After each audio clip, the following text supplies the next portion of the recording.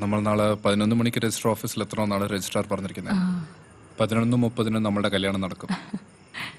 അവിടെ നിന്ന് നമ്മൾ നേരെ ഗുരുവായൂർക്ക് പോകും. പിന്നെ അവിടെ നിന്ന് കൊടൈക്കനാൽ. അങ്ങനെ നമ്മുടെ മധുവിധു തുടങ്ങും. അതെ ഏട്ടാ, മുല്ലപ്പൂ വാങ്ങിച്ചോ? അയ്യോ, അത് ഞാൻ കടയിൽ വെച്ച് മറന്നുപോയി.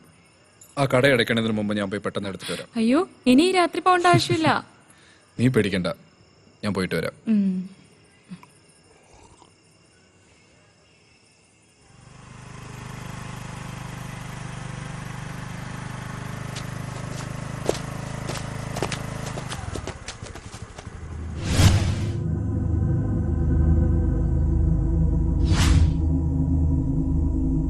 ആരുടെ നീക്ക് വഴിമാറടാ.